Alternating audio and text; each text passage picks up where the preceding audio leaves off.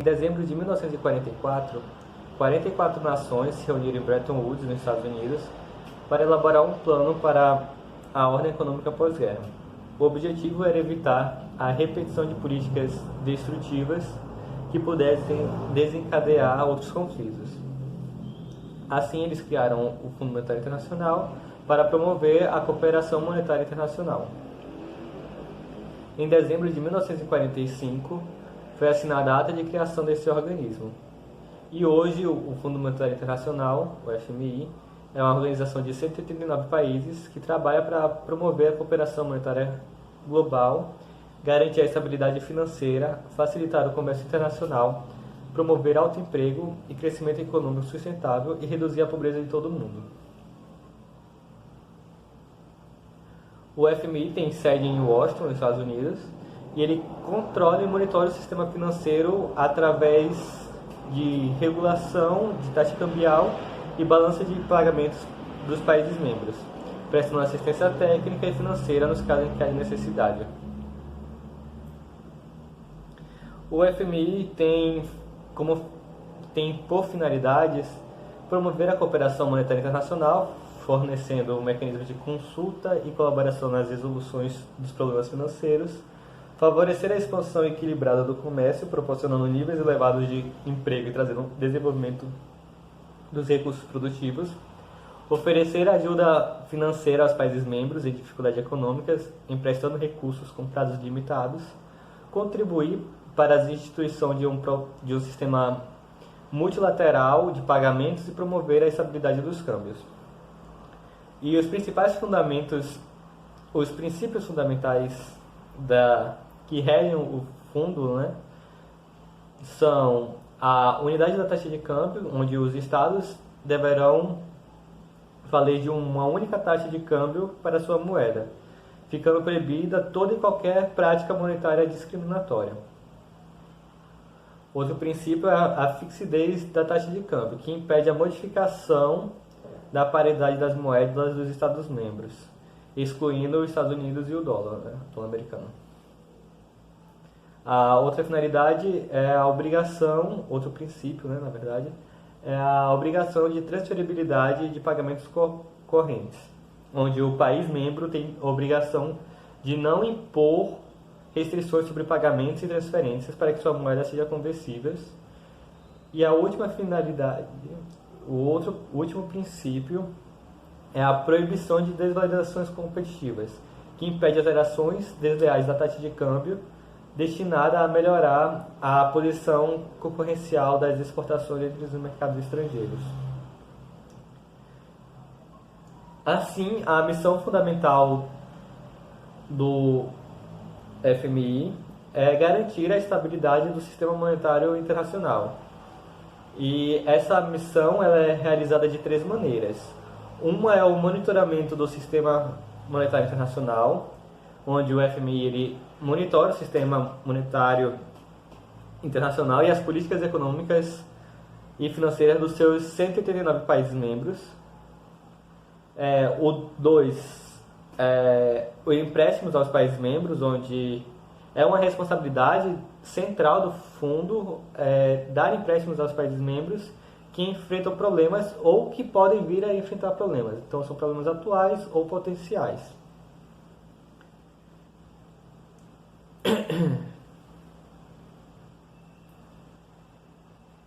E outra forma é a capacitação, que é um programa de capacitação do FMI, que ele fornece assistência técnica e treinamento para auxiliar os países membros a desenhar e implementar políticas econômicas que promovam a estabilidade e o crescimento, que fortaleçam as suas capacidades e habilidades institucionais. Quando o FMI ele é acionado por um país em crise, agentes são enviados para analisar a situação financeira do local e, a partir daí, eles direcionam as medidas que poderão contribuir para a resolução desses problemas. O principal objetivo desses agentes é evitar que tais problemas se alastrem para todo o mundo e ganhando proporções maiores na economia mundial. Quando o empréstimo é aceito, feito, concedido, né, pelo Fundo Monetário Internacional aos países com problemas, é preciso que sejam estipuladas metas para que eles possam se recuperar de formas mais sustentáveis. Essas metas são ajuste no orçamento, corte dos gastos públicos, monitoramento da taxa cambial, barrar o consumo excessivo, entre outras coisas. Esses recursos do Fundo Monetário Internacional vêm basicamente de duas fontes. A primeira é um fundo comum, ou conta geral, que é calculado em cota-parte de cada país membro signatário, e outra é uma cota especial, que é feita à disposição dos estados que a subscrevem, dando direitos especiais de saques, em que cada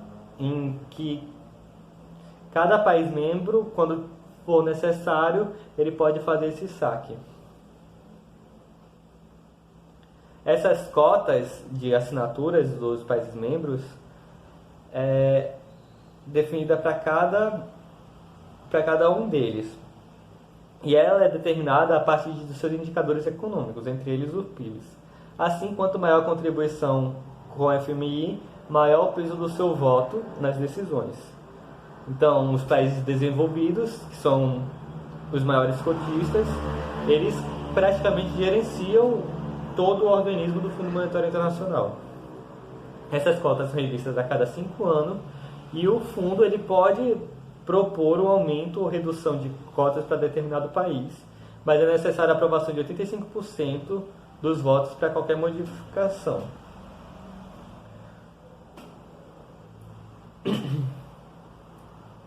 O FMI tem a sua moeda, que é o 10, que é Direitos Especiais de Saques, que é um ativo financeiro, um ativo de reserva internacional, que ele substitui o ouro e o dólar para efeitos de trocas, e ele funciona apenas entre bancos centrais e também pode ser trocado por sua moeda corrente, desde que tenha um aval do FMI. Ele foi criado em 1969, mas passou a ser utilizado em 81 para complementar as reservas oficiais dos países membros. O seu valor é baseado em uma média das 5 moedas mais fortes do FMI, que é o dólar estadunidense, o euro, a libra esterlina, o iene japonês e o yuan chinês. Os pesos atribuídos a cada uma delas são ajustados de acordo com a importância atual de comércio internacional e reservas nacionais das divisas.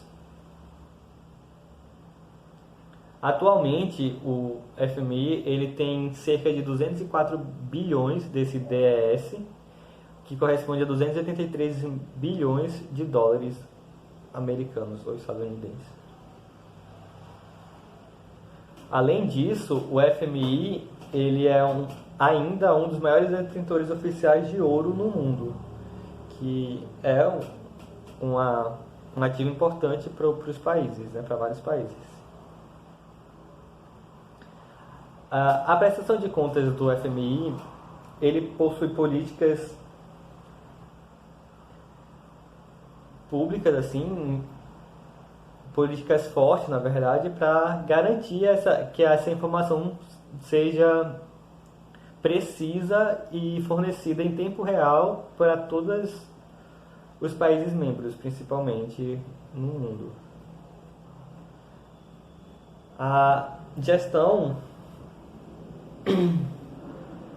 o FMI ele é organizado assim, ele veio melhorando essa organização ao longo dos 70 anos, porque ele foi crescendo e foi ganhando um papel central na economia mundial, né? Hoje ele possui uma equipe administrativa e 17 departamentos para realizar trabalhos nacional, político, analítico e técnico. Um departamento é exclusivamente encarregado de gerenciar os recursos do fundo. Além disso, o FMI tem outros tipos de organizações, como a Assembleia dos governadores do FMI, que é uma autoridade decisória máxima do FMI, que é formada pelo representante titular e um alterno de cada país membro, que geralmente são os ministros de economia ou presidentes dos bancos centrais. E nela, a diretoria executiva é composta por 24 membros eleitos ou indicados pelos países ou grupo de países membros. É responsável pelas atividades operacionais do fundo e deve reportar-se anualmente à Assembleia dos Governadores. Eles têm a competência de deliberar sobre as entradas de novos membros, revisões de cotas, expulsões de membros atuais, entre outras coisas. A diretoria executiva ela concentra sua atividade nas análises da situação específica dos países ou no exame de questões como o estado de economia mundial e do mercado internacional de capitais, a situação econômica da instituição, o monitoramento econômico e o programa de assistência financeira do fundo. A Assembleia dos Governadores do FMI ainda é assessorada pelo Comitê Interino e pelo Comitê de Desenvolvimento, que se reúnem 2 vezes por ano e examinam assuntos relativos ao sistema monetário internacional e a transferência dos recursos para países em desenvolvimento. O Conselho de Administração é um órgão de direção que é composto pelos cinco países de maior participação do fundo, que é Estados Unidos, Alemanha, Japão, França e Grã-Bretanha, e 3 países nomeados de fato, Arábia Saudita, China e Rússia, bem como por 19 membros eleitos por grupos de países constituídos pelos outros membros para mandato de 2 anos. Suas principais funções são a gestão do fundo e a eleição do diretor-geral.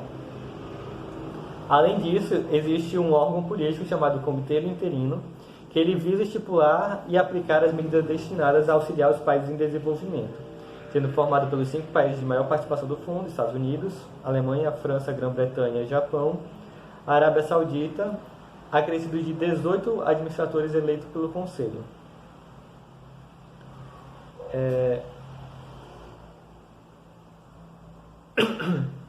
Os funcionários do FMI, eles vêm de todo o mundo, né? Eles são responsáveis perante ao FMI e não perante as autoridades locais. Atualmente são cerca de 2.700 funcionários de 150 países. Diferentemente da Assembleia Geral das Nações Unidas, onde cada país tem seu voto, a tomada de decisões do FMI foi projetada para refletir as posições relativas dos seus países membros na economia global. Por fim, é importante falar sobre as formas de financiamentos possíveis no FMI. Um deles é o acordo stand-by, que é o mais comum entre eles, que é um empréstimo do FMI para países com problemas de curto prazo, de balança de pagamentos, e envolve apenas o financiamento direto com duração de 12 a 18 meses e prazo de amortização de 3 a 5 anos. Além dele, existe o Programa de Contenção de Choques Externos, que é utilizado em casos de crises ou conflitos temporários vinculados a outros países e que influem no comércio, flutuações nos preços de commodities e desastres naturais, de duração de 1 a 2 anos, sendo a forma de empréstimos franqueados a todos os signatários do FMI. Outra forma de financiamento é o Programa de Financiamento Ampliado, que é uma forma de financiamento utilizada em situações de problemas de médio prazo, destinado aos países que possuem problemas estruturais na balança de pagamento, onde procura-se resolver os problemas através de reformas administrativas e econômicas, com o propósito de desestatização, diminuição da máquina pública, com prazo de amortização de 3 a 5 anos. Existe ainda o Programa de Financiamento de Reserva Suplementar, que é uma política de empréstimo aplicada em casos de problemas de curto prazo, mas de difíceis soluções, como a perda de confiança no mercado ou ataques especulativos. O prazo de amortização dela é de até 2 anos. Existe também o Programa de Financiamento para Redução de Pobreza e Desenvolvimento, que é uma forma de financiamento destinada a países em desenvolvimento ou subdesenvolvidos, ligada à estratégia de combate à pobreza e retomada de crescimento. Nessa categoria é exigido um documento do país membro contendo as estratégias para combate à pobreza, tendo o prazo de amortização de 5 a 10 anos. E, por fim, existe a assistência emergencial, que é uma política de financiamento para auxílio a países que sofreram catástrofes naturais ou foram palcos de conflitos militares e ficaram economicamente desestabilizados. Nesse caso, o prazo de amortização varia de acordo com a casualidade. É isso.